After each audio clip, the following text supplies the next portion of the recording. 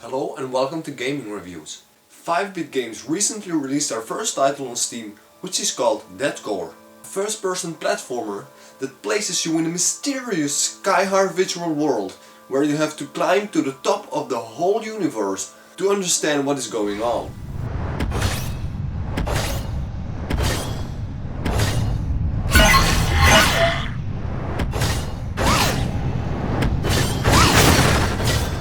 In terms of puzzling and platforming, it does resemble Portal and Mirror's Edge, but it has a lot of unique elements that differ it from all other games in the genre. I cannot tell much about the story because the main focus of DeadCore was put in the gameplay, but there are a few hints that are called logs which can be collected during the scavenging of levels that reveal more background information around this whole universe.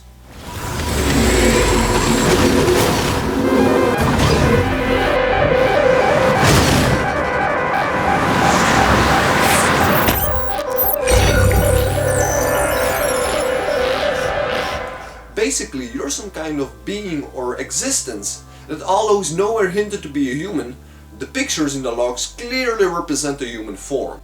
You have somehow made it into this mysterious world in which these so-called aerial forms arose from the mists and now form a security system that tracks your every single move and is solely there to prevent you from advancing any further. It is also often indicated that we're not the only humans trying to go higher into this mysterious world, as every sacrifice justifies having more information for reaching what is the ultimate goal in the game, called the summit.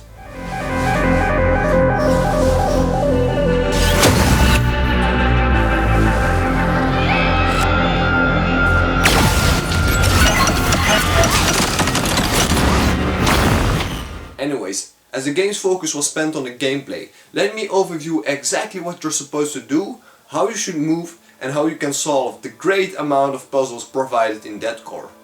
When starting the puzzle, it's being revealed that you lost all memory while being landed into this aforementioned mysterious universe, with nothing but the ability to jump, double jump and dash.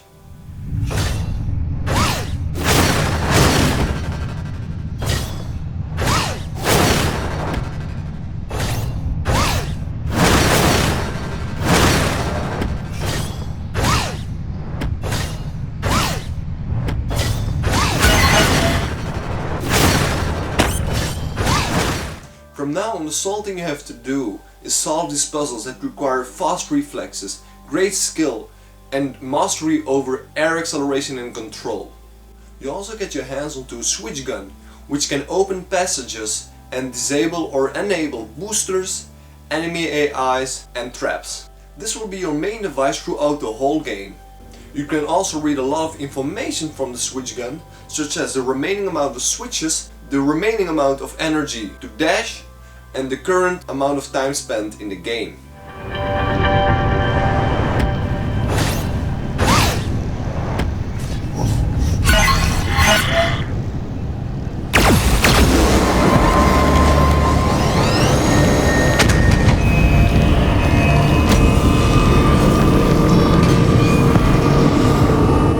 Some of the unique elements in DeadCore are its enemy AI, which serve as the guardians of this whole security system, which tracks your every move and are solely there to prevent you from advancing any further.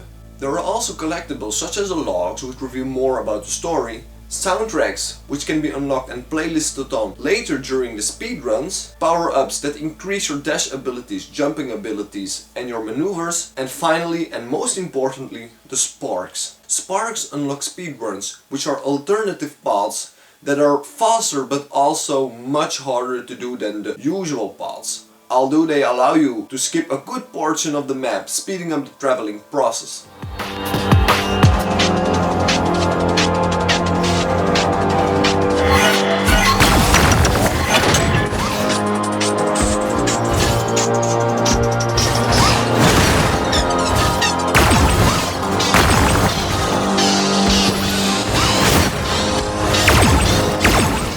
Let me explain what the game gets right. First off the chart are the visuals, which are extremely compelling and perfectly convey that image of this mysterious world. That on top of just being carefully designed, also invite you to explore all of its hidden content, which will reveal logs, the soundtracks, the power-ups and the sparks. Speaking of exploration, it is unbelievable how much freedom you have in this game to decide where to go and which path you'll take. There are the most obvious paths like always, but there are also always 2 or 3 or even more alternative paths that once discovered will reward you with speeding up some of the most difficult and most frustrating traps so you can avoid them and even get to new collectibles.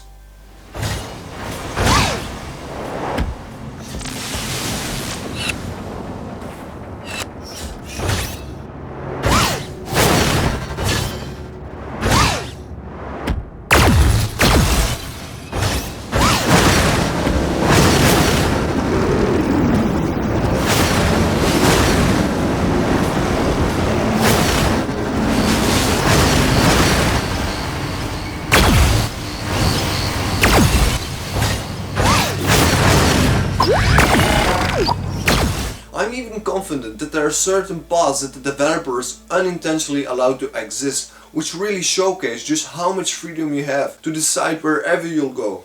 The biggest surprise in all of this is that none of the custom choice paths felt unrewarding or punishing, because any of them once discovered will lead you to new collectibles, new power-ups which are really important, and sparks which are even more decisive.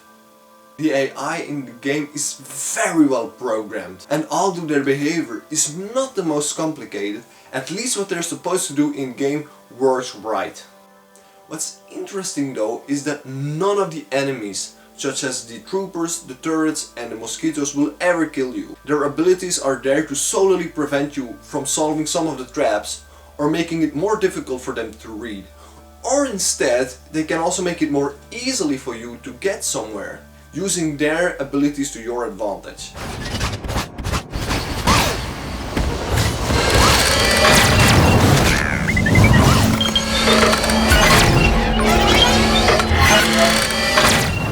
Perhaps the best aspect of this game are the controls. I cannot stress enough how good it feels to have so much control over deciding where exactly you land or on which platform you'll dash on. The dash feels incredibly confident. The gravity especially contributes to this light feeling to decide where in the air you'll go and which traps you can avoid.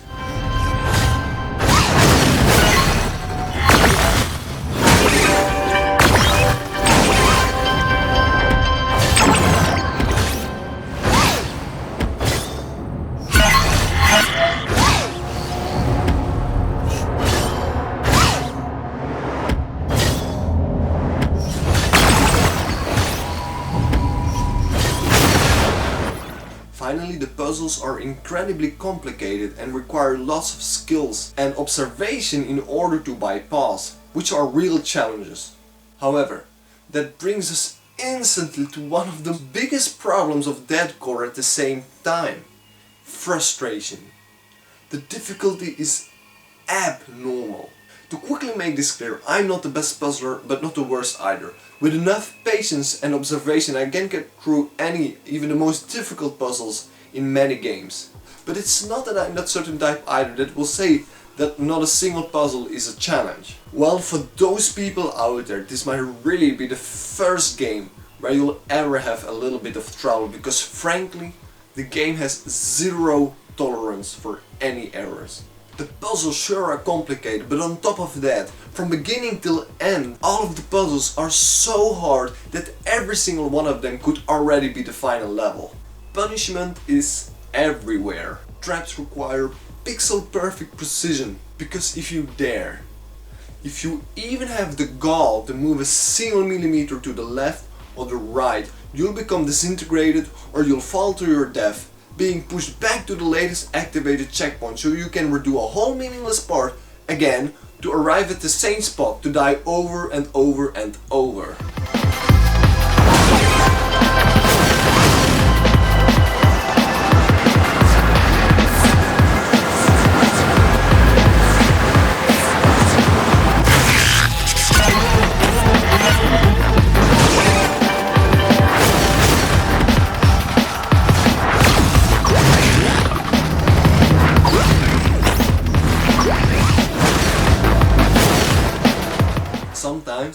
even traps that require you to do the same process 4 times over. That means 4 times that pixel perfect precision, which becomes extremely frustrating very fast.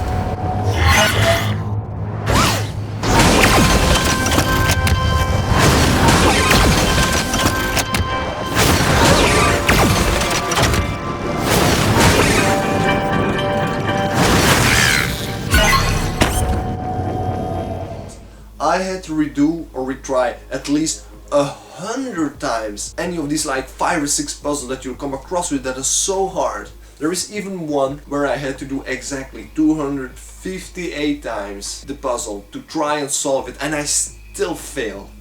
To me it just seems as if the developers tested all of their traps to the highest limits possible and then decided to go to the point where failing is almost guaranteed for every level. And that's a problem, because there is a line between difficulty and fun, and once that gets crossed, the only emotion we're greeted with is disappointment. You feel bad about every fail, and it always seems like as if it's the fault of the level design just because it is unbelievably difficult to a point where you just cannot believe that even the developers could ever have bypassed some of these traps. Because in many occasions I couldn't even tell how the hell I survived certain traps, not realizing what I had done.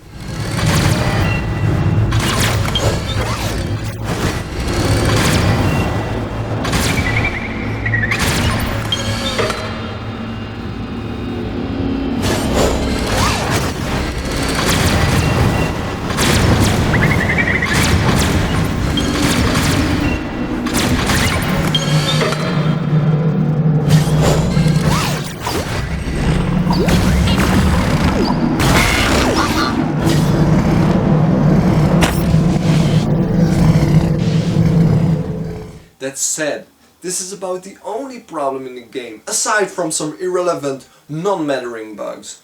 That frustration is indeed a feeling that will remain from you from the beginning till the end. But at the same time, I just cannot put my finger on the reason as of why I just kept going on. My conclusion then is that the strength of this game lies within its comfortable controls, the rewarding feeling of finding different and alternative paths, outsmarting some of the most insanely complicated traps, and the will to discover hidden collectibles.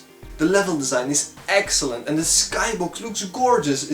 I've never seen a skybox that melts so well together with the actual level.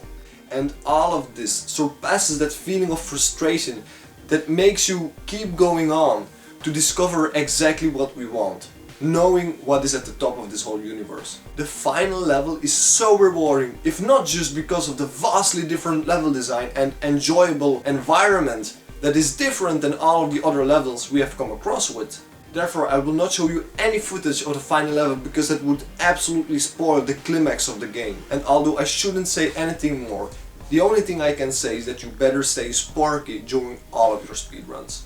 It's hard for me to pin down whether the game deserves an 8 or a 9 out of 10. And unfortunately, I'll have to go with an 8 out of 10, which is still an incredibly high score.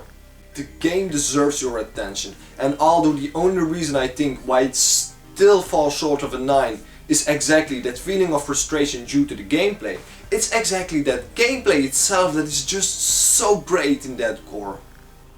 The soundtracks, the level design and the puzzles all match together to create this feeling of effectively being in a universe that has a meaning that is worth discovering. The problem though is, as I said, the lack of meaningful context regarding the story and this insane amount of frustration that stays with you until the very end fights against this otherwise natural coherence between all of the positive elements in DeadCore. It's an absolute recommendation because there's also a lot of post-end contents within the speedruns where you can try to go for the fastest lap time as possible and even potentially land onto the Steam leaderboards. You can even, as an added extra, play songs from the game which you unlock during the levels, which makes finding them even more rewarding. I really feel that every buck spent in DeadCore is worth its value, but I just cannot ignore that frustration is one of the worst feelings that you can have in a game, and it's really present in DeadCore and that also gets reflected into the score. But make sure to get it on Steam, and maybe I'll see you on the speedrun Steam leaderboard. My name is Joris, and I'll see you in the next review.